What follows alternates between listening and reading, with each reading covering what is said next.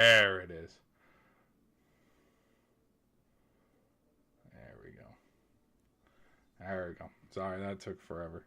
So, all right, let me get this queued up here. Let me get this queued up. Jump on in, everybody. Come on in. Come on in. Hold on, let me.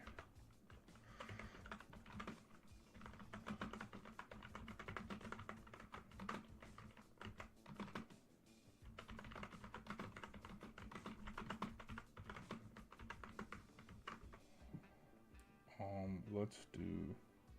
I gotta do.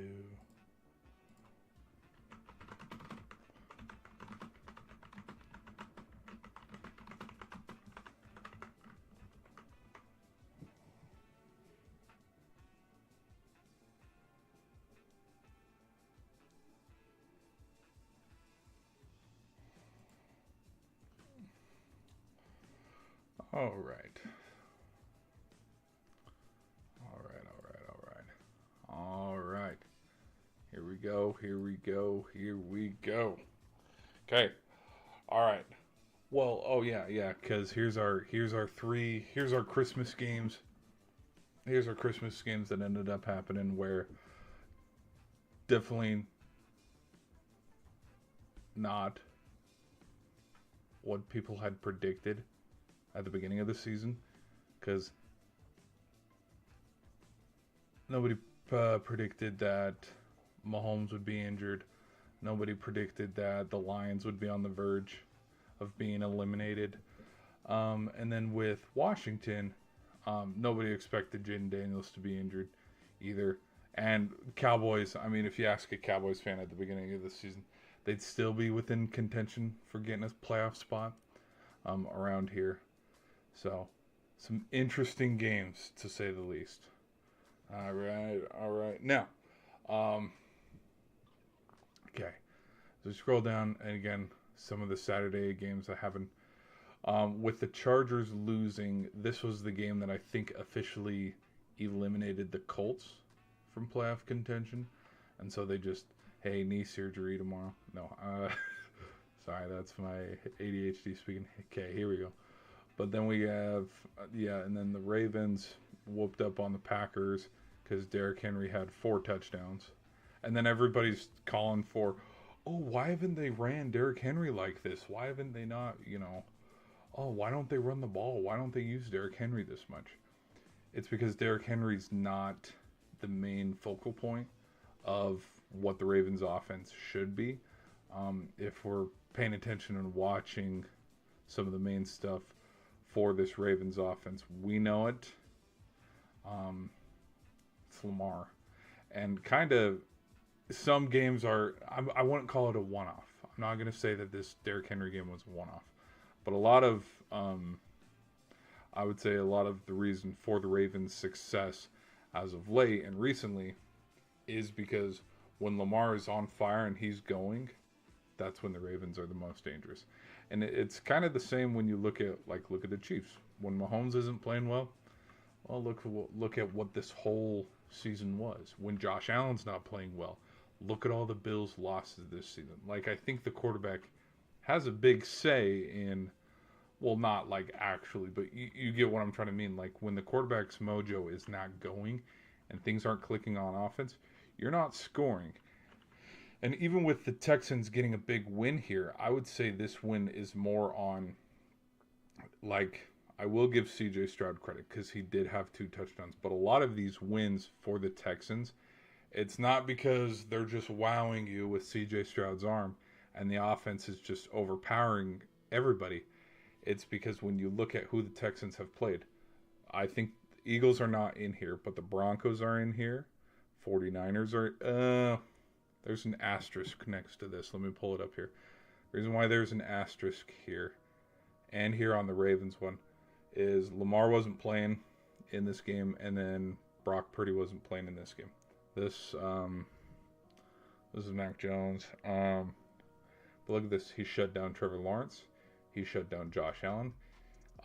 They've shut down. I think this is the game Jones got injured in, and which remember we were talking MVP for Jones and the Colts. Mahomes was in this game. They shut Mahomes down. So you look at all, and like, look at these wins. Okay. Blowout here. Okay. It's against the Titans. Blowout here against the Ravens. This is the first. Derrick Henry wasn't playing. Lamar wasn't playing. And countless numbers of defensive guys weren't playing in this game. Everybody's going to forget about that, but that's why that one's an ugly score. Impressive as hell. But I think the other thing, too, is I think Huntley might have thrown a pick six in that one as well. Excuse me. Let's keep it going. But you look at these wins, 20-10. Okay. They whooped ass on the Cardinals. I'll give them credit here on this 40-20. But 23-21, 20-16, 20-10, 20-16, 23-19. We got a 23-19. 23-19. Any Monsters Incorporated fans out there? 16-13, 36-29. This is only a touchdown. 18-15. What happened in 18-15? Any history buffs out there, let me know anything that happened in 18-15. But you look at all these scores, they aren't, excluding the Cardinals and the Ravens, they aren't blowouts. Like when you look at the Rams, let me look at the Rams here. I know the Rams have blown some people out. The Seahawks have blown some people out. Or this, 41-24. This is a blowout. Okay? This is a blowout, people. So, anyways. All right, let's keep it going. Guys. But so I think, yeah, the Texans defense. All this to say, I don't know what point I was trying to make, but I think the Texans defense was pretty legit. I wouldn't want to play the Texans in the postseason, because with this win, because we were talking about eliminating the Colts. Because they beat the Chargers and all that, but this wasn't a huge. This game was really interesting. And then the Bengals win. Games don't matter. They're already mathematically eliminated. Burrow puts on a show. 2 touchdowns. The Browns and the Steelers. You know what? A lot of people. You know what? I don't know why. I don't know why Rodgers is trying to throw it to MVS 3 times in a row. And I've seen the replays too, where there's a check down he could have done to Washington over the middle. If you're watching it, because it shows the aerial view, and the guy. Well, and it'd also help if DK wasn't suspended. Oh, too soon. But the receiver to the left was covered. The receiver to the right is where he put it, because his whole body was rotated, because we knew he was going for the back pylon. But whether it was either Washington or Freiermuth, whoever cut across in the middle to just sit there in front, he was wide open, and Rodgers did not look that way, and we saw what happened. They forced the ball 3 times, and again, a lot of people would call for pass interference. A lot of people will call for that, and when it mattered the most, where, hey, Steelers, you take care of business, you beat the Browns, you lock up the North. It doesn't come to a winner take all against the Ravens. Couldn't get done. The standard was the standard. They increased their chances to go 9-8, baby, secure that 9-8 seed, which that's going to be memed forever. Not a good game. I'm kind of not a makeshift Steelers fan, but I still think Rodgers can sling it. He did not sling it well in this game. And the other part, too, because we didn't talk about everything else that had transpired in the game. We're just talking about the last scenario and the last plays of the game, too. At least for me, when I'm watching film, I think as a corner or a safety or a defensive coordinator, I would know that Rodgers and MVS have that connection and that chemistry already, because MVS was a quick 2 option or a 3 if Tunyon wasn't getting the ball or Adams wasn't getting the ball in Green Bay. And like, we know this. Like, I think MVS is kind of an underrated receiver. I thought he was pretty good with the Chiefs in their run to the Super Bowl. And I think, I mean, a lot of people forgot. Oh, because I think he's been to the Saints as well. But like, yeah, when you follow the Packers closely and all their receivers and whatnot, you kind of see, oh, this guy's pretty legit. And so I've kind of had that opinion about him since. But yeah, when you already know there's that already pre-built chemistry, and the ball has already been, you threw it to him on first and second down to go for it. Like, it just, again, play calling was bad. So, but let's move forward. I'm rambling. Saints have won 4 in a row.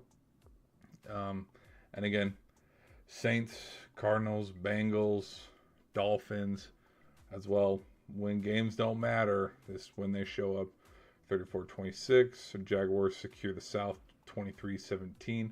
Now, I will give the Colts credit here. Phillip Rivers and the boys, they did have a chance here towards the end of the game. Buccaneers, I wonder what's going on with the Bucs, man. They have not been playing good ever since this loss. This is a write-off. Like, I think it's an anomaly, but something happened here. Something happened in these games, because for them to start the way that they did, where 1, 2, 3, 4, 5, 6 and 2, to then go 1, 2, 3, 4, 5, 6, 7, 1 and 7 after starting 6 and 2. Like, this is, we joke about it. We've joked about the Minnesota Vikings and their collapses. This is equivalent to a Vikings type of collapse, or the Steelers, when the Steelers went 11-0, 12-0 to start the 2020 season. And then ended up, losing to Baker and the Browns in the postseason. Bucks Evans says he's focused on finale, not future. No, that's a good thing. You know what? And a lot of people are putting this on the coach. And a lot of people are saying, if they don't beat the Panthers and they lose, he should be fired. I could see that happening because this is the NFL. And I could see him getting fired. Would it be deserving? Deserving's an interesting word, I would say, but I wouldn't put it out of the realm of possibility of after the Bucks lose and they're eliminated by the Panthers. I would not be surprised if Bowles is fired. I wouldn't. Yeah. Anyways. Okay, what else? I think, now the other thing that I wanted to talk about, because we have the Bucks, and we have the Bucks being the Bucks, because right here, look at the math here. The math lines up where, I don't, because the NFC, if I'm not mistaken, correct me if I'm wrong, chat, I think if Tampa wins,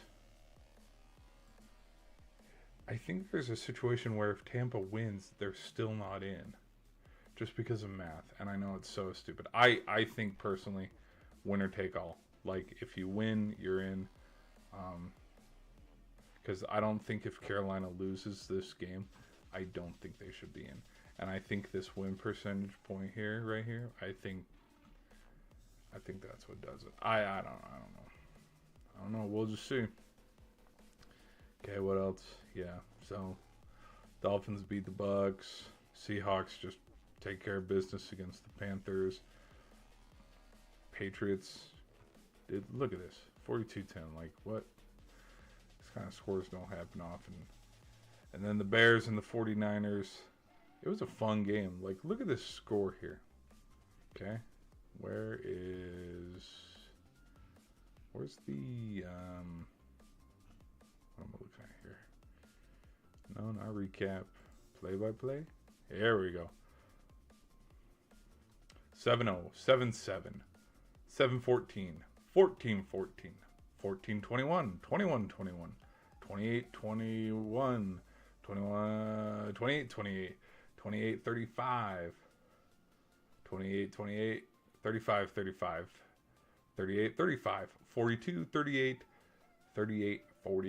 And then how did that one end? It ended on the Bears having a chance, their very final play of the game, and Caleb Williams threw it up.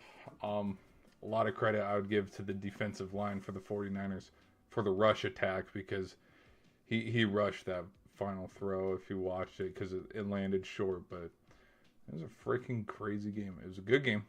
Damn good game too. But funny's not the word I'm looking for here when I'm talking about the 49ers, but I've liked it out of all the teams, and I think I've said this before in a stream, where of all the NFC teams that are out there, the most resilient team, and I could even, even in the AFC side too, the 49ers are very resilient, because you look at the Eagles. If the Eagles were missing two of their star defenders, A.J. Brown wasn't playing, they missed Jalen Hurts for significant time, and then, Goddard goes out, because Kittle hasn't missed a lot of times, but he has missed periods of time. Like, he scored one touchdown in the Colts game, and then he was out for the rest of the game, because I think he got a concussion, if I'm not mistaken, and then he didn't even play the other day against the Bears. To see how impressive and to see how competitive the 49ers are being while missing all these key pieces, arguably, I would say for the last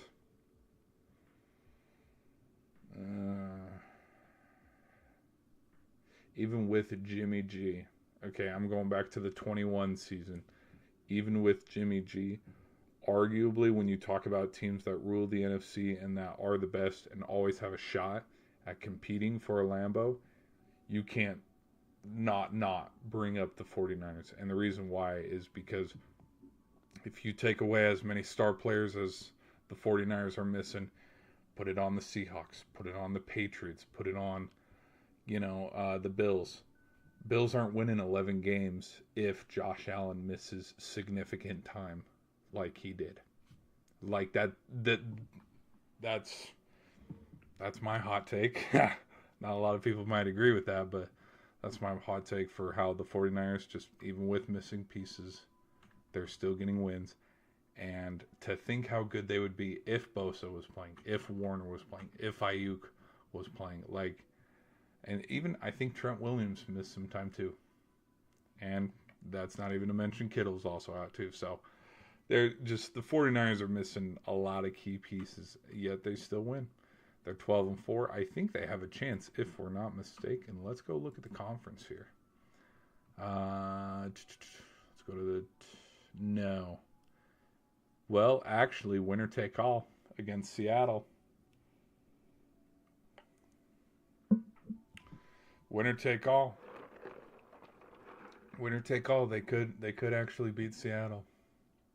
That's a good take. Thank you, my man. Thank you. I try to have good sports takes. Not all of them are good. I want to look. Try to look. Just laughing at your profile pic, man. All right, guys, let's keep it rolling here. Let's keep it rolling. But yeah, we got a winner take all here for 49ers in Seattle, which they're going to wear their faithful uniforms, the All Blacks, which look pretty tight. I'm kind of, there's parts of me where I'm a little meh on, I've noticed that, and this all started, look at this ad, this all started with the Viking. Well, actually, maybe it stems back to the Color Rush days, but parts of me is convinced this all started in 2022 with, maybe even back to 2016 with the Seahawks and their Grinch uniforms. But the fact that the Vikings did their white out, where you make the Vikings logo, you white it out, you do the helmets white out, like Christmas theme, all white, and just it looks cool. Like the glacier purple, it's so sick to have all the fans dressed in white there. It was really cool. Aesthetically, it's pleasing. Um, and then all of a sudden, the Bills are like, we got to have our all whites. The Bengals, we got to have our all whites. The Packers, um, gosh, who else? I think Steelers don't have one now that I'm looking at some of the Colts already had a white helmet because it's the Colts. Um, Panthers is it's reversed. They have their all blacks. Um, 49ers. I like the 49ers kind of throwbacks. The difference with here. Let me show you all. Let me show you all the difference here.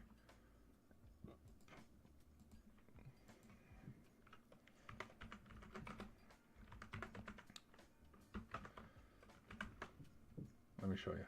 Oh, see, there they are. There's the well. These are the ones that some fans made forever ago. These ones have been around forever. They weren't officially licensed by the NFL because everybody has a blackout jersey. It's just something, not scalpers. I don't know the term I'm looking for, but just like secondhand markets do. Here we go. I think acrylic.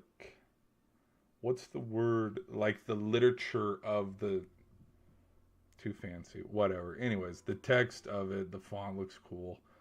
But what are we? Okay. Because we got the throwbacks of Montana, because that is what Montana and Jerry Rice. This is what their jerseys look like. Same with T.O. Because they had an era. Yeah, there we are. See, back when Jimmy G was still there, their 75th year. I think they brought it back for the 75 year. Before Purdy got there. And then look at this too. Like they've had black before. Like this isn't just some random concept. Like, dude, we got Navarro Bowman in one of these jerseys. Like this isn't a new concept. But they're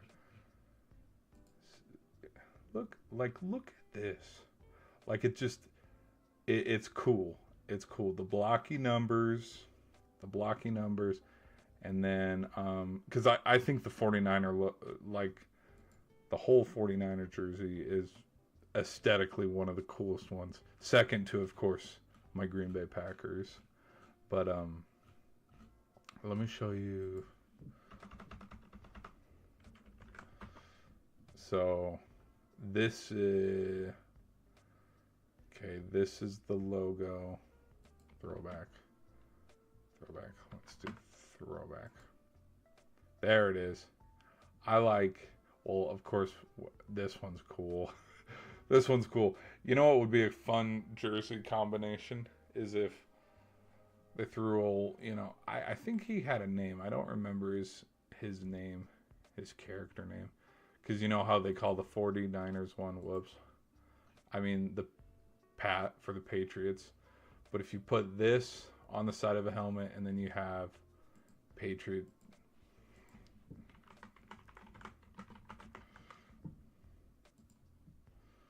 Dude, how sick would that be?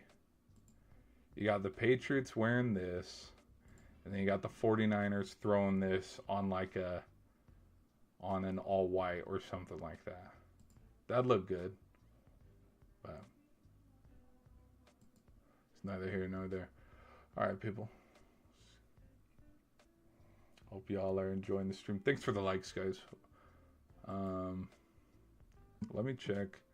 I haven't checked the music. Are we good on music? Okay, yeah, we're good. We got a couple more minutes. Just had to double check before we run out of time. And then last night,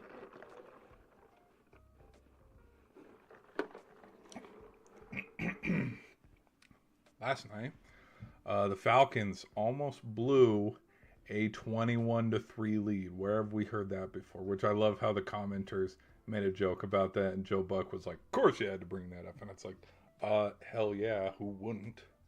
Because 28-3, man, 28-3.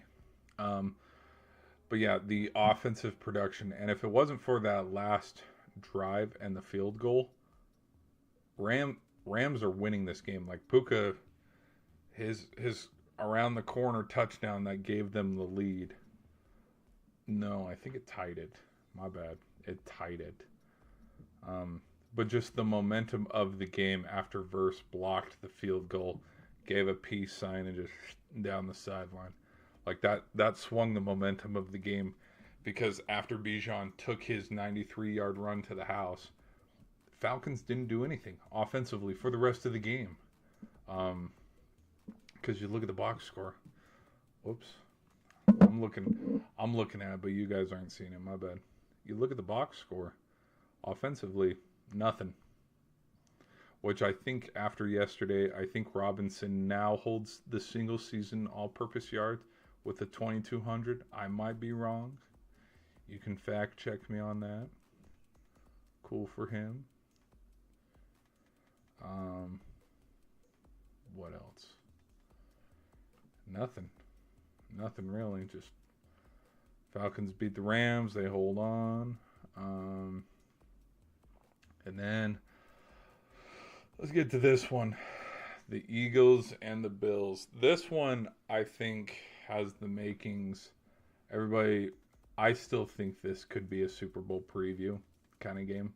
To me, this was my Super Bowl. The people's Super Bowl, because last season, as much as people did not want it, and as much as everybody wanted Washington and Buffalo in the Super Bowl, I wanted Eagles versus Buffalo. I did not give a shit. I liked the Eagles. I liked the Bills. You know, everybody hates on the Eagles, and they're the big bad boys of the NFC, and everybody hates them, and they're boring football, this and that. I didn't care, truthfully. I could care less. I thought, because there's parts of me where, and this is why this game was entertaining. There's parts of me where,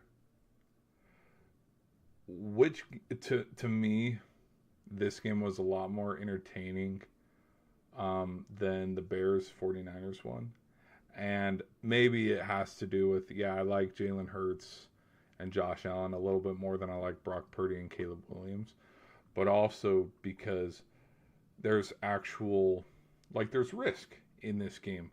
There's, oh my gosh, both defenses are actually playing well, instead of, because that's one thing that the 49ers and the Bears, because everybody's talking, oh my gosh, this instant classic.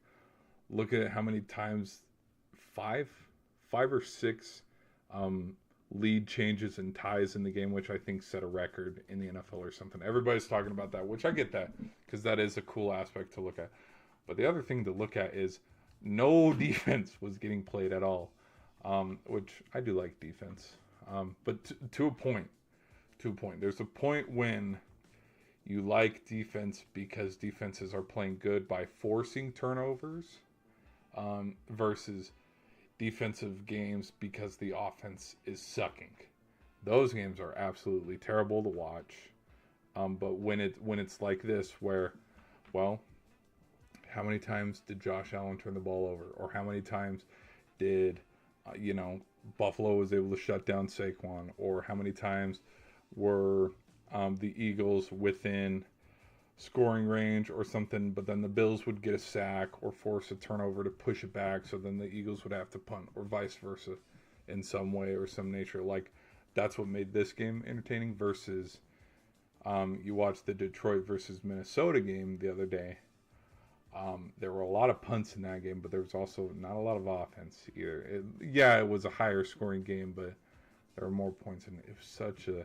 Same with the Denver and the KC one. Like, watching the highlights from that, where going into the fourth quarter, wasn't it 6-6 or something? Let me double check here. Okay, not 6-6, but you look here and it's like, oh my gosh, it's 6-7 at halftime, and then 6-10, 13-10, 13-13. Like this is the again, we're talking about defenses and defenses being fun to watch. When it gets to this point, it is not fun to watch because it's boring because offense isn't playing well. Versus, I know it's a conundrum. I basically talked myself into. Look at this: 66 passing yards, 43 rushing yards, 38 rushing yards. This is not entertaining. Like this isn't entertaining football. Versus the Monday Night Football game that we had, where, come on, where is it? Where it was also around the same score, same low scoring, only 20 points each. Look at this: Bijan with 195, Stafford with 269, Williams with 92. Puka had some incredible catches. He's not even the leading receiver of the game. Like that, so that's I know. Talked myself into a corner. It kind of makes no sense. Like what I'm trying to like relay the message that I'm trying to relay here. But anyways, regardless, it was a low-scoring defensive game. The Bills, as much as people hate on the Eagles, and this, all of this to say, like I'll end the stream on this because this is kind of what we came here to do and came here to talk about. So sorry. Without any further ado, let's not waste your time anymore. What I saw in this game a lot is there's parts of me where it's like, you know what? I'm kind of glad the Bills didn't win this game. And the reason why is the Eagles defense shut down the Bills all game. It was all game. Allen looked under duress. He wasn't getting the ball out where he should have. It happened before halftime. There were lots of moments too also that nobody's talking about, which it is what it is, whatever. But like there were moments when Buffalo's fans were treating Josh Allen the way Philadelphia fans treat Jalen Hurts, where they're booing the offense off the field because Josh Allen tries to be magic, tries to be a magician. He keeps scrambling, running around, doing circles, and then he takes a 18-yard sack. Yeah, that one before halftime, very crucial. Because they could have kicked a field goal, made it 10-3 at halftime. But from the 30, he took it all the way back to the 45 or something. Took him way out of field goal range. And then people booed the shit out of him off the field there. But they came back in the second half. They did make it interesting. The conditions, too, were terrible. Like, it was raining. And then everybody talks about the 2-point. Personally, with how rough that game was and how the Bills just crawled back into the game to get it tied, to a moment where with a PAT they could tie it, but then having all the momentum of scoring the touchdown, which, by the way, I will also say this. That was a fumble. The Josh Allen fumble that did turn into the Goddard touchdown in the first half where he had the ball was tucked, and then it loose scramble, and then we're running 10 yards the other way. A lot of people were like, well, the tuck rule, the Tom Brady tuck, it was a fumble. I don't think at any point, because, well, let me show you. Let's pull it up, shall we? Let's pull up Josh Allen fumble. Here we go. Let's pull it up right now. Here we go. Here we go. Hopefully I do not get...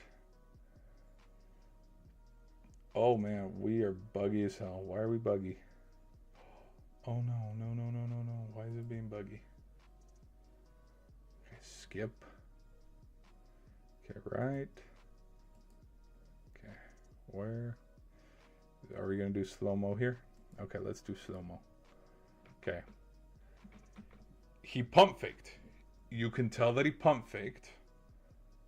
Where's... Because somebody... I think somebody... Because this happened... The point I'm trying to make is... The same thing happened the other day with... A quarterback got laid out on the sideline the other day because he danced around the sideline Was it Jalen Hurts the other day?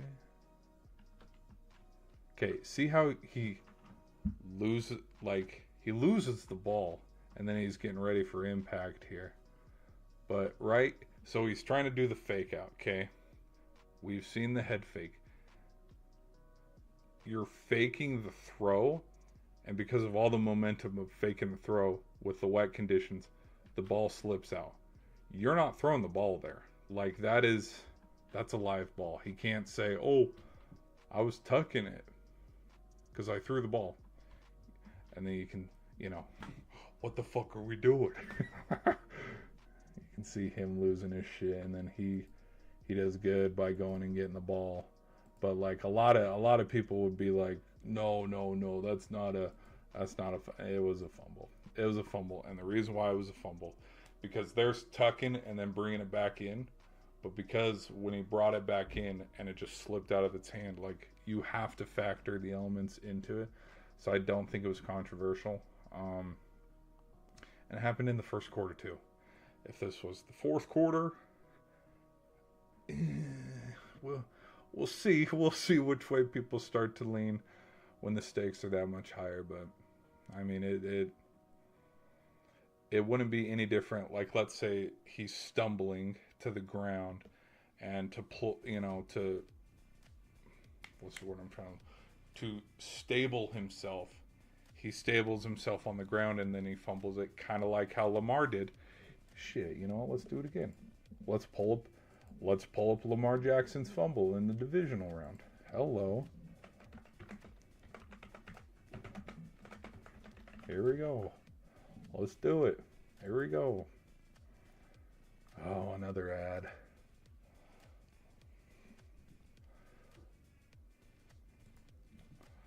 Okay, right. Okay, so he collects it. Excuse me.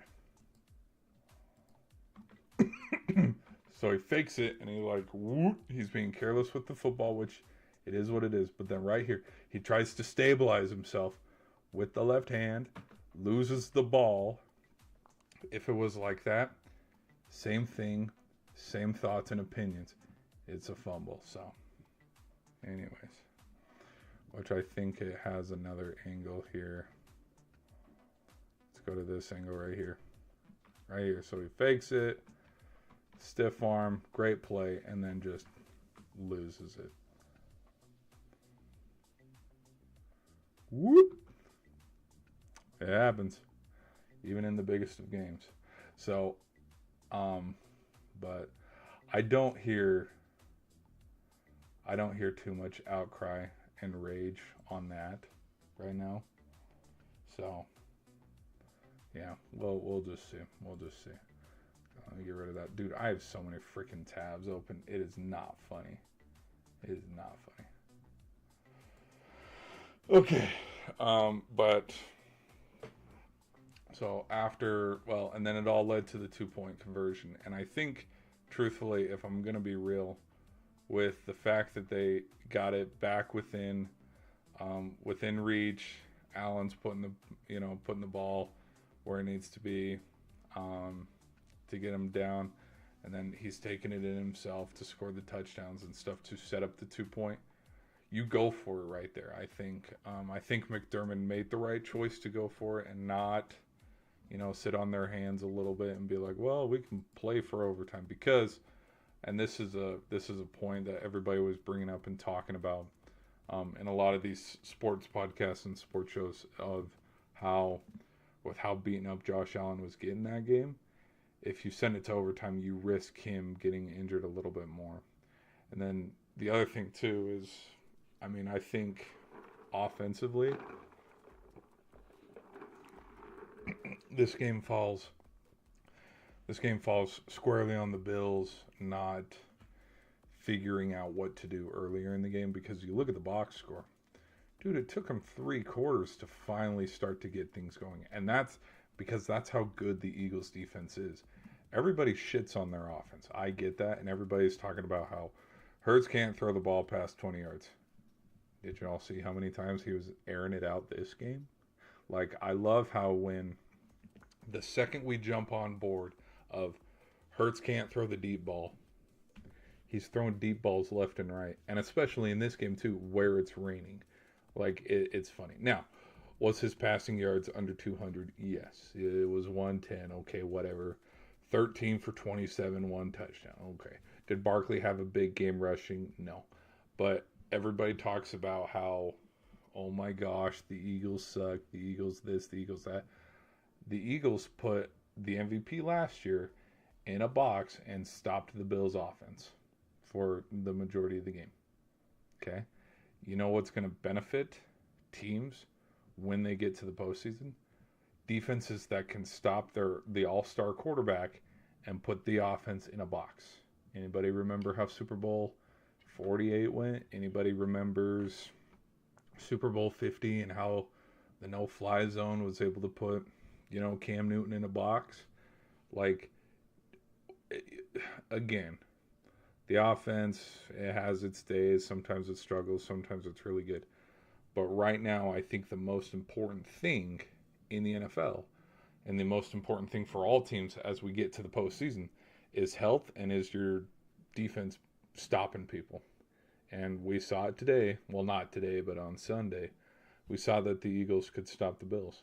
And so, with how fun this game was and how it could potentially be a Super Bowl preview, the other thing to notice is everybody who's written off the Eagles, how they feeling now? Because, holy shit, look at what the Eagles defense did to Allen and the Bills. They made the Bills look very one-dimensional. Now, I will say also, though, the Bills defense in turn did the same thing to the Eagles, but, I mean, still a good game. Still a good game. And then it came down to the 2-point where Allen sails it, and then, it was the right play. Like, he had his dude. He just missed the throw. I'm wondering where we go with play calling from here to the future. Like, and I know that's a huge overreaction, but if this situation happens again for the Bills, what do they do? Do they kick the field goal and go to OT? Because when we look at the standings, playoff picture, right now the Bills have to go play the Patriots in New England if playoffs started tomorrow. Okay. So, as fun as yesterday was, where, New England was up 28-0 and the Bills came back. Dude, I don't know. I don't know if Buffalo can, what's the word I'm looking for? I don't know if Buffalo can do it again. You know what I'm just trying to say? Okay, Chargers. Can the Bills? Okay, we're all sitting here at 11-5. Can Buffalo get to the 5th seed? So Buffalo plays the Jets, I believe. Yes, they play the Jets, and I think they'll probably win and beat the Jets because it's the Jets. Now, who does Houston play? Houston plays the Colts. I could see the Colts. I could see the Colts winning that. I really could. Now, who do the Chargers play? Chargers play the Broncos. Ooh. Where, hold on, division. Clinch division. Z means they've clinched. Okay, so even if the Broncos lost, Chargers would move up. Chargers don't, because these guys are all staying the same. They would move down to the 2. Okay, they'd move to the 2. England would move, because New England's playing Miami. Dolphins are playing good. Well, but Tua's benched. Tua got benched. Never mind. Never mind. Then Jacksonville. And then we already know the 4 seed. 4 seed goes to Baltimore or Pittsburgh. Winner take all. I don't know who wins this game, guys. Who wins this game? I don't know. Parts of me wants to see the Steelers. Parts of me wants to see Lamar. There's the thing, if it's Huntley, I don't know, because Huntley, I know Derrick Henry gave you a good game against the Packers, but that was the Packers. This is the Steelers. The Steelers and the Ravens have always played close. And TJ Watt's also reportedly going to be back. So I think having TJ Watt play and healthy would definitely help Pittsburgh's defense because look at it this way. Micah Parsons tears his ACL against the Broncos. Fast forward a couple weeks, Packers defense has given up 4 rushing touchdowns. Not to say it correlates, but I'm rambling, truthfully. Sorry, people. Okay. Yeah. I don't think anybody moves. Again, these guys are locked. They're staying here. Panthers are already sitting there. I love this. I love how they're all the way down here at 11, and it's like, no, we still got a chance. Yeah, parts of me want to see Tampa get in as that 4th seed. As stupid as it might be, it's like, you know what? We are rewarding. I know this sounds super stupid, but we are rewarding. Look at the 49ers and the Rams, for example. We are moving the 49ers all the way down to the 5 seed, and they don't get a home game because they didn't win their division, but we'll give the Carolina Panthers, who are 9-8, or the 8-9 Tampa Bucks, if the Bucks win, we'll give them a home game over, which in a sense I do agree. Yeah, if you win your division, you should get a home game. But to a T, because it kind of comes to a T, because, I mean, again, we're going to punish the Rams for losing yesterday to the Falcons. We're going to punish the 49ers for not mathematically having a better record than Seattle, where it turns into a winner-take-all. We're going to punish these 3 teams to guarantee and give Carolina or Tampa a home game. Parts of me are like, no, that makes sense. But then other parts of me, it's like Seattle. If Seattle loses, now, if Seattle has the one's locked up, they can win the division. All you got to do is go beat San Fran. If they don't beat San Fran, there is parts of me where it's like, yeah, you were the 1 seed, just like how the Bears were. A handful of weeks before they lost. You had the 1 seed, you had a shot, you lost. There's parts of me where it's like, yeah, Seattle, you should drop down and you should have to go play the Bucks and be the road team. See ya. Parts of me, a little pettiness, does find that kind of funny and amusing, but other parts of me look and go, you know what? Yeah, Tampa, yeah, Carolina, these teams are still in it and fighting, but there's parts of me that think, you know what? I think Detroit would be a better team either way, because you look at the South, both in the NFC and the AFC, it's kind of like, dude, what the hell? Like, what's going on? What team, like, you go look at the divisions, standings, divisions. Like, what's the team? Like, look at this. Look at this division. The only ones that did good this year was the Eagles. Which, remember a handful of years ago when all the teams were struggling and we were making fun of them? But, like, look at this. Mediocre. You go here. Now, I will say, Jacksonville and Houston, they've turned it around. But there was a moment where it's like, oh my gosh, who's winning this? Because it was right when the Colts were starting to slip up. Anyways. And then you look at, here's another. Look at all their records. Just mediocre football. Mediocre football here. Mediocre football here. Mediocre football here. Which teams and which divisions are excelling the most? The NFC West, the AFC West, and the AFC East. Sort of. Because nobody thought the Patriots would do this. I think I had them as a 7th seed, sneakily enough. We can go look and we can go watch back my my prediction, because I did make a prediction in the preseason. I think I had them winning. I think I had them going 10-7 or 9-8, and being the. I think that's what I had. I think I had it between Dolphins, Patriots. Winner of this was the 7th seed. I think that's how I had it queued out, because I had Bills getting in, Steelers getting in, Ravens getting in, Cincinnati getting in. So there's 3, 4, 5, 6.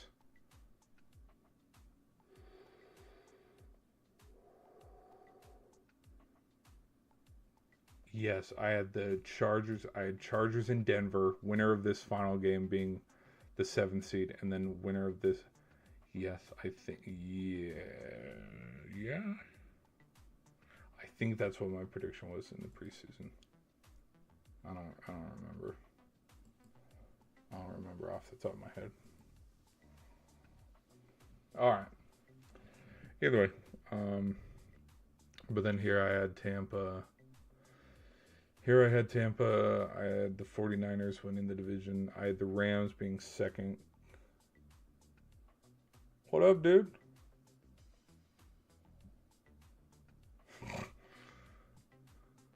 I'll read your name extra slow. Extra slow. Shout out to Nick. And then stupidly enough, I hyped on the hype train. I had Washington winning the division, because I thought, you know what, there hasn't been a repeat champ in 20 some odd years. Eagles have a Super Bowl hangout. It don't matter. It don't give a shit. Eagles win it anyways. So, yeah. That's how that goes. That's the standings, guys. And so then we go to conference, where, we'll see how these final games go. But basically, to the point though of my last thing, we'll end the stream here, because we have been streaming for an hour. The reason why I made this stream is after we watched the brutal loss of the Buffalo Bills, it kind of makes you wonder, if not now, when, for Josh Allen. Just because you see who, if the Buffalo Bills are the 7th seed, who they have to go through to get to the Super Bowl. So you win, okay, let's go playoff here. You win, you're the 7th seed, you upset the Patriots or the Broncos here at the 2th seed. And then you know who's waiting for you in the next round? Jacksonville. The winner of Jacksonville versus the Chargers. You see what I mean? They're waiting for you. And then, okay, you get past Jacksonville or the Chargers, you know who's waiting for you on that other end? The winner of Pittsburgh or the Texans, which will probably be the Texans. But then when the Texans play the Broncos, and then you have Broncos Bills for the AFC Championship, and you have to go to Mile High, and you got to go beat Bo Nix, and you got to go beat arguably a top 3 defense in Denver at their place. Tough. That's some tough sledding right there. It's a huge overreaction. Like there's still this last week to play for. Broncos could lose and they could drop to the 2 seed. New England could lose, and then Jacksonville catapults them both and they win, and then Jacksonville gets the number 1 seed. We know one thing's for damn sure: it's not going to be the Steelers at 9-7 getting the 1 seed. So it's funny, pretty funny. It's like, what year is this where the Patriots and the Broncos, who would have thought those 2 teams would be the top 2 teams this year? Not me. I thought it'd be flipped, truthfully, when you look at the postseason. I didn't think Kansas City would be down here, but I thought the Bills and the Chargers and the Ravens and the Bengals and the Chiefs, the typical, okay, these are usually the guys that are here running the mill. I thought they would have been the top dogs, but now they're the bottom. So It just shows. But um, when you look at, and again, this is kind of a thing where we're gonna have, and I might revisit this. I might revisit this prediction, and might revisit this statement, but we're probably gonna have a tough conversation about Josh Allen and his legacy if they can't get to the Super Bowl this year. And the reason why is you look at all the teams that he has lost to in the postseason, and you look at all the teams that have given him fits and struggles, and you look at some of the top end caliber and the top end talent, and the teams that have been, the obstacles and the building blocks in the way since Josh Allen started becoming a household name back in 2020. But you look at it and you've seen the graphics, they're all eliminated. Bengals are out, Chiefs are out, Ravens are almost out, but right now, if the playoffs started tomorrow, they'd be out. Burrow,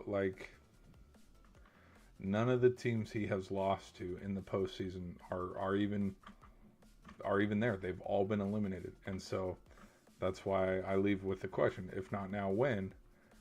This is when. This is the year for, if Josh Allen's going to win it, he's got to win it now.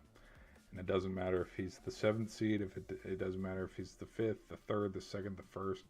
Doesn't matter what seed he is, he's got to win it now. And that's what the point of, my whole spiel here and stream was, to go over the standings, go over the scores, talk about the week, but then also just end it and then circle back to Josh Allen is one of the best quarterbacks right now in the league. And when you look at his competition, who he has lost to in the postseason, Chiefs are gone. And so when I'm trying to compare it with the NBA, but LeBron has finally left the East. Toronto can finally get to the NBA Finals because LeBron's not there. Chiefs are gone. Burrow's gone. The Ravens are almost knocked out. It's this is the Bills' perfect time to go. Can they get there? And that's what all this is for. Do I think they could win the Super Bowl? Absolutely. I'm going to sit on that and ride with that prediction because it's an old prediction, but I wouldn't mind sitting on it for a little bit because I love it. This time last year, because I remember I made a prediction with my buddies and stuff when we were playing baseball. It was going into the divisional week. I made a prediction that the Rams would upset the Eagles. Worst take I've ever had. Okay, worst take. But I predicted, give me Rams Bills in the Super Bowl. And it's oh my gosh, why would you predict that? Because it ended up not being, because Saquon had his day. Saquon had a day against Washington. He had a day against the Rams. Saquon last Super Bowl and last postseason, everybody's already forgotten it because they think he sucks. But Saquon was a big reason why the Eagles won the Super Bowl last year. Did he have a big game in the big game? No, he didn't. It surprisingly enough was Jalen Hurts' air attack. Wouldn't you believe that? Him throwing the ball deep down the field that tore up the Chiefs' secondary and defense for them to win. But Saquon on the ground helped get them there by having, I think, 6 touchdowns in the postseason in their 2-game span. Because, no, they weren't the 1 seed. They weren't the 1 seed because they had to play in the wild card. Because they played, yes, who was the 1 seed last year? Oh gosh, I don't even remember because they played in the Detroit. Yeah, so it was the Detroit Lions. How could I forget? Oh my gosh, I forgot it was Detroit. Look at this. I looked it up. It was Detroit because Detroit lost to Washington. Yes. Yes. And so that gave them home field because Saquon had 3 touchdowns against them, 2 touchdowns against them, 1 touchdown against them. And he was the reason, he's what got him to to the Super Bowl, but no, that was last year. He's a bum. He's a bum. So, anyways, we'll end the stream there, guys. Thank you guys for hanging out with me. Shout out to you guys for leaving all the likes and the comments. We've gained a couple subs these last few streams, so thank you. We're gonna do a hard out on the short side. We'll see you guys.